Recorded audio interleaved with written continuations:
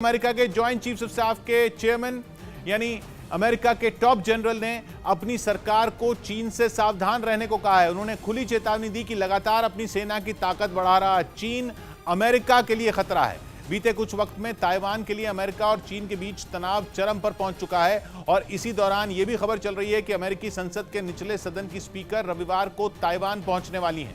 इस खबर ने चीन के कान खड़े किए हुए हैं और उसने अमेरिका से उनका दौरा कैंसिल करने की धमकी दी है। मतलब चीन और अमेरिका के बीच छिड़े विवाद में जरा सी चिंगारी जंग भड़का सकती है। अरुण सिंह हमारे साथ जुड़ रहे हैं। अरुण, ये एक नई चीज वहां पर हो रही है। जी किशोर, जंग का एक और मोर्चा खुलता हुआ दिख रहा है। चीन ताइवान पर हर हाल में कब्जा चाहता है, लेकिन अमेरिका हर बार उसके आड़े आ जाता है। इस बार भी चीन और अमेरिका के बीच तनाव बढ़ गया है क्योंकि अमेरिका की स्पीकर ने ताइवान का दौरा करने की घोषणा कर दी है, जिससे नाराज होकर चीन ने अमेरिका से स्पष्ट कहा है, जो बाइडेन प्रशासन से कहा है कि स्पीकर को ताइवान का दौरा नहीं करना चाहिए। लेकिन अमेरिका भी जिद पर अड़ा हुआ है। इस वक्त सबसे मुश्किल ये है चीन के सामने कि ताइवान को अमेरिका ने कई सारे आधुनिक हथियार दिए हैं, जिसमें पैट्रियट मिसाइल भी शामिल है और इसलिए चीन और अमेरिका के बीच तनाव बढ़ता ही जा रहा है। यानी अमेरिका के लिए खतरा बहुत बड़ा है। अमेरिका में जॉइंट चीफ्स ऑफ स्टाफ का चेयरमैन राष्ट्रपति का मुख्य मिलिट्री एडवाइजर होता है। ऐसे में बात जब अमेरिका के टॉप जनरल के मुंह से निकली हो तो वो हल्के में कतई नहीं ली जा सकती। अमेरिका के सबसे बड़े जनरल ने उसे चीन की सेना से बच के रहने की चेतावनी दी और दो टूक कहा कि चीन और रूस मिले हुए हैं और दोनों का लक्ष्य एक ही है और वो है अमेरिका को चुनौती देना। चीन की सेना ने बीते कुछ वक्त में जिस तरह से खुद को आधुनिक बनाया है, खास तौर पर उसकी नेवी ने अपनी जो ताकत बढ़ाई है, उसने अमेरिका के माथे पर चिंता की लकीरें खींची हुई हैं। क्योंकि नौसेना की ताकत वो हथियार है जो अमेरिका और चीन में जंग छिड़ने पर चीन का पलड़ा भारी कर सकती है। इसकी वजह यह है कि दोनों देशों के बीच में बस प्रशांत महासागर है, मतलब सिर्फ और सिर्फ पानी ही है।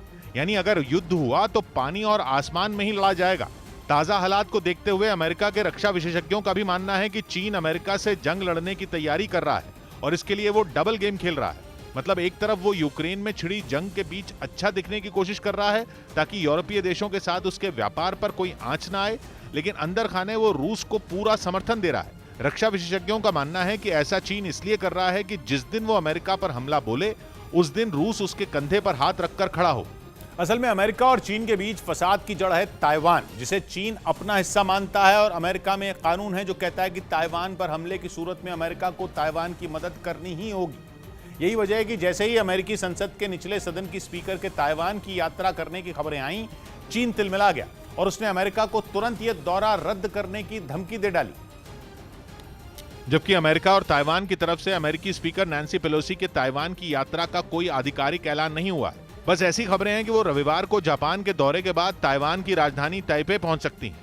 लेकिन चीन इतनी बुरी तरह बौखला गया कि उसने सीधी चेतावनी दी कि अगर अमेरिकी संसद के निचले सदन की स्पीकर नैन्सी पेलोसी ताइवान गई तो अंजाम अच्छा नहीं होगा और उसके लिए अकेला अमेरिका ही जिम्मेदार होगा। बल्कि ताइवान और अमेरिका दोनों को धमकाने के लिए चीन ने एक बार फिर ताइवान के हवाई क्षेत्र में घुसपैठ कर दी। चीन के सरकारी अखबार द ग्लोबल टाइम्स ने बताया कि चीन की सेना के 4 विमान ताइवान में घुसे।